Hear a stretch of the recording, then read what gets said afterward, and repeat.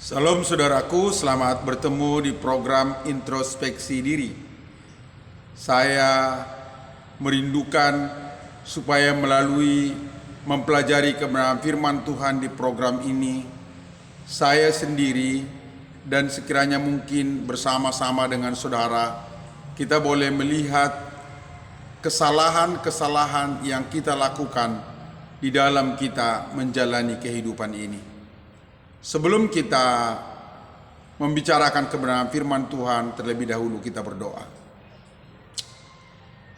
Tuhanku Yesus, terima kasih Tuhan. Hamba-Mu mengucap syukur Bapa. Kalau Tuhan memperkenankan kami untuk membicarakan kebenaran firman-Mu saat ini. Tuhan, layakkanlah hamba-Mu supaya boleh ya Tuhan menyampaikan apa yang menjadi kehendak Tuhan. Wahyukanlah kepadaku Tuhan perkataan-perkataan rahasia hikmat yang dari Tuhan sendiri. Biarlah kami semua yang boleh mendengarnya, boleh Tuhan mengintrospeksi diri, dibaharui dan dibentuk untuk menjadi serupa dengan Kristus. Terima kasih Tuhan. Dalam nama Tuhan Yesus Kristus kami berdoa bersyukur. Amin. Saudara, kebenaran firman Tuhan hari ini yang kita bicarakan diambil dari Mazmur 51 ayat 1 sampai 15. Demikianlah kebenaran firman Tuhan. Untuk pemimpin biduan, Mazmur dari Daud. Ketika Nabi Nathan datang kepadanya setelah ia menghampiri Betseba. Kasihanilah aku ya Allah menurut kasih setiamu. Hapuskanlah pelanggaranku menurut rahmatmu yang besar. Bersihkanlah aku seluruhnya dari kesalahanku dan tahirkanlah aku dari dosaku. Sebab aku sendiri sadar akan pelanggaranku. Aku senantiasa bergumul dengan dosaku. Terhadap engkau sajalah aku telah berdosa dan melakukan apa yang kau anggap jahat, supaya ternyata engkau adil dalam putusanmu, bersih dalam penghukumanmu. Sesungguhnya dalam kesalahan aku diperanakkan, dalam dosa aku dikandung ibuku. Sesungguhnya engkau berkenan akan kebenaran dalam batin, dan dengan diam-diam engkau memberitahukan hikmat kepadaku. Basuhlah aku, maka aku menjadi lebih putih dari salju. Biarlah aku mendengar kegirangan dan sukacita. Biarlah tulang yang kau remukkan bersorak-sorak kembali. Sembunyikanlah wajahmu terhadap dosaku. Hapuskanlah segala kesalahanku. Jadikanlah hatiku tahir ya Allah. Dan perbaharuilah batinku dengan roh yang teguh. Janganlah membuang aku dari hadapanmu. Dan janganlah mengambil rohmu yang kudus daripadaku. Bangkitkanlah kembali padaku kegirangan karena selamat yang daripadamu, dan lengkapilah aku dengan roh yang rela. Maka aku akan mengajarkan jalanmu kepada orang-orang yang melakukan pelanggaran, supaya orang-orang berdosa berbalik kepadamu. Saudara, Mazmur ini ditulis dan dinyanyikan oleh Daud setelah ia ditegur oleh Nabi Nathan karena dia telah merampas istri Uria. Saudara, di dalam ayat 1 dan 2 dikatakan, untuk pemimpin biduan, Mazmur dari Daud, ketika Nabi Nathan datang kepadanya setelah ia menghampiri Betseba.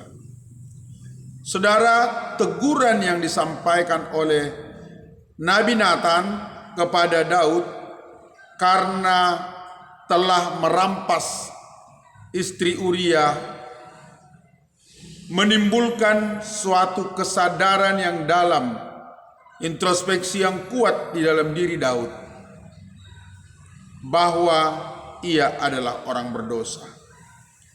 Ayat 5 dikatakan, sebab aku sendiri sadar akan pelanggaranku, aku senantiasa bergumul dengan dosaku. Saudara, kalau saya juga membaca di dalam Kisah Rasul pasal 2, bagaimana ketika Petrus berkhotbah di kamar loteng Yerusalem setelah pencurahan Roh Kudus, maka khotbah yang disampaikan oleh Petrus menimbulkan kesadaran akan dosa di antara orang-orang yang mendengar khotbah itu. Saudara, biarlah kiranya ini juga menjadi perenungan dan introspeksi diri bagi kita hamba-hamba Tuhan yang mendengarkan kebenaran firman Tuhan ini. Apakah setelah kita menyampaikan kebenaran firman Tuhan, adakah kesadaran akan dosa di antara orang-orang yang mendengar khotbah itu? Lebih khusus lagi saudara, apakah setelah kita sebagai hamba-hamba Tuhan menyampaikan renungan kebenaran firman Tuhan, apakah kita sadar akan dosa yang telah kita perbuat? Saudara, tugas kita sebagai hamba-hamba Tuhan adalah menyuarakan kebenaran firman Tuhan. Namun saudara, pada masa kini saya menyadari bahwa telah timbul suatu keadaan di mana para pendengar sudah lebih banyak diberikan tentang janji-janji Tuhan. Sementara koreksi terhadap dosa semakin kurang pada masa kini. Padahal saudara, di dalam 2 Timotius pasal 3 di sana dikatakan fungsi firman Tuhan adalah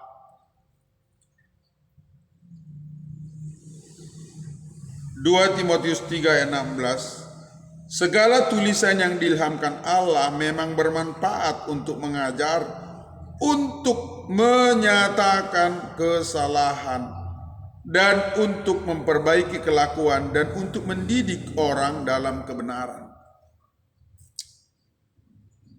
Kiranya kita semua saudara boleh menyadari, khususnya saya saudara, jujur saudara, kadang-kadang saya menyampaikan firman Tuhan yang kurang menegur dosa.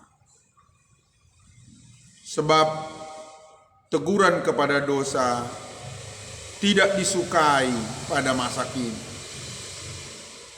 Seringkali khotbah yang disampaikan lebih kepada motivasi, lebih kepada janji, tidak menyentuh hal terdalam tentang kesalahan yang diperbuat oleh pengkhotbah maupun oleh yang mendengar khotbah.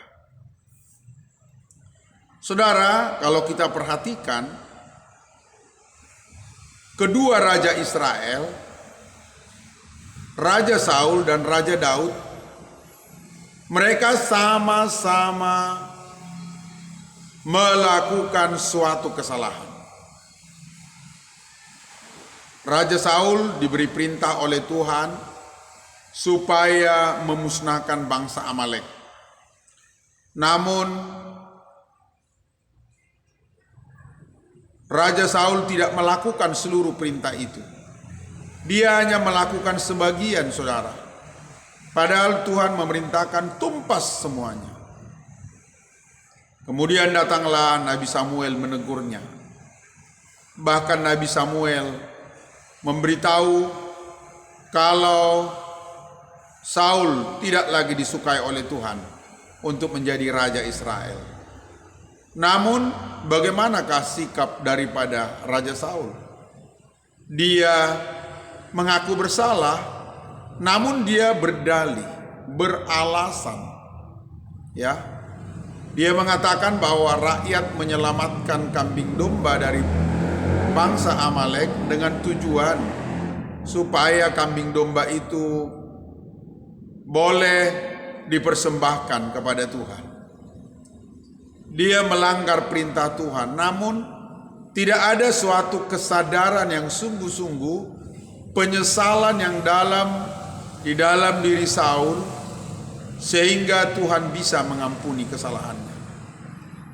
Sebaliknya, ketika Nabi Nathan datang menegur kesalahan yang diperbuat Daud, sebenarnya kesalahan yang diperbuat Saul tidak lebih berat daripada kesalahan yang dibuat Daud. Daud melakukan kesalahan yang benar-benar jahat, pengkhianatan terhadap anak buah sendiri, membunuh, merekayasa pembunuhan, bahkan merampas istri daripada seorang hambanya. Namun Daud, saudara, ketika ditegur oleh firman Tuhan, dia berkata, ampunilah aku Tuhan. Ada kesadaran yang sungguh-sungguh, sebagaimana yang kita baca tadi, saudara. Dia berkata, sesungguhnya dalam kesalahan aku diperanakkan, dalam dosa aku dikandung ibuku. Sesungguhnya engkau berkenan akan kebenaran dalam batin, dan dengan diam-diam engkau memberitahukan hikmat kepadaku. Bersihkanlah aku daripada dosaku dengan hisop, maka aku menjadi tahir. Basuhlah aku, maka aku menjadi lebih putih dari salju. Ada kesadaran yang sungguh-sungguh di dalam diri daripada Daud atas kesalahan yang diperbuatnya. Betapa seringkali kita berperilaku seperti Saul. Kalau sudah berbuat kesalahan, ngeles, ya, mencari alasan, membela diri.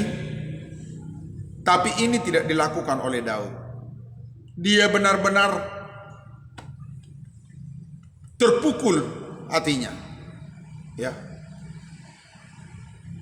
Kepada saudaraku semua, saya sendiri, saya katakan, saudara, banyaklah kesalahan yang diperbuat, dan saat menyadarinya, saudara, Tuhan mengkehendaki supaya kita boleh seperti Daud, saudara, sadar akan kesalahan kita.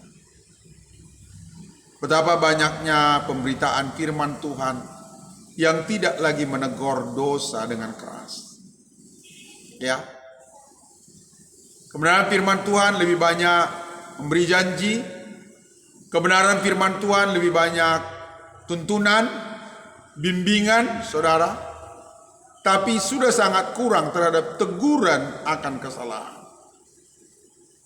Sehingga kadang-kadang umat yang hadir, anak-anak Tuhan, tidak lagi menyadari dosa. Kenapa ini terjadi? Mungkinkah karena satu hal, ada kekurang beranian daripada si pengkhotbah? Betapa beraninya Nathan menegur, menunjuk dosa daripada Daud, ya. Dua hal harus ada, saudara, di dalam diri kita. Satu, kerelaan untuk ditunjuk dosa kita, ya, dan kesadaran untuk mau bertobat, saudara. Namun kepada kita hamba-hamba Tuhan, atau mungkin juga kepada saudara-saudaraku yang membaca Alkitab, mari, saudara, saat kita membaca Alkitab, kita bukan membaca sebuah buku pengetahuan. Ini bukanlah sebuah buku hanya tuntunan, tetapi Alkitab adalah buku teguran yang akan membawa kita kepada introspeksi diri. Sekiranya introspeksi diri ini ada dalam diri kita, maka ayat 15, saudara, sebagaimana ditulis oleh Raja Daud, maka aku akan mengajarkan jalanmu kepada orang-orang yang melakukan pelanggaran, supaya orang-orang berdosa berbalik kepadamu. Inilah yang dikehendaki oleh Tuhan. Bagaimana setiap kita, saudaraku, berbalik kepada Tuhan. Berbalik meninggalkan dosa, saudara. Ya. Inilah yang dikehendaki Tuhan. Bagaimana kita boleh menundukkan diri. Ibadah bukan lagi seremonial. Bukanlah hanya sekedar bagaimana khotbah disampaikan, lalu pulang dan melupakannya, sebagaimana yang kita bicarakan kemarin. Tapi kiranya benaran firman Tuhan yang disampaikan ibadah itu benar-benar membuat kita sadar akan kesalahan kita dan membuat kita berbalik meninggalkan kesalahan kita, saudara.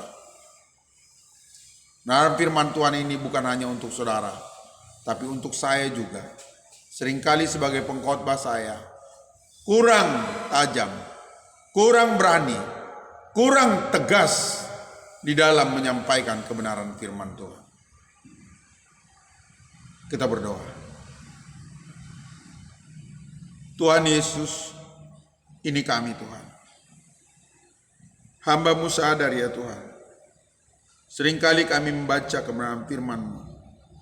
Seringkali kami mendengar kebenaran firman-Mu, namun tidak membawa kami kepada introspeksi diri.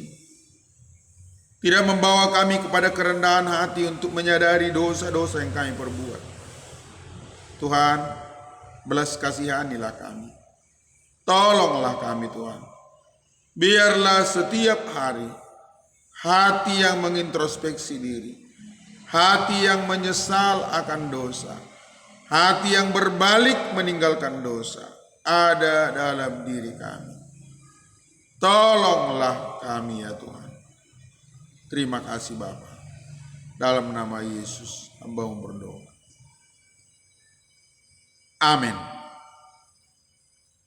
Sampai bertemu besok kembali saudara untuk merenungkan kebenaran firman Tuhan. Biarlah kiranya kebenaran firman Tuhan yang kita dengar, kita baca itu mengkoreksi, merubah cara hidup kita agar boleh semakin hari semakin kudus di hadapan Tuhan. Salam.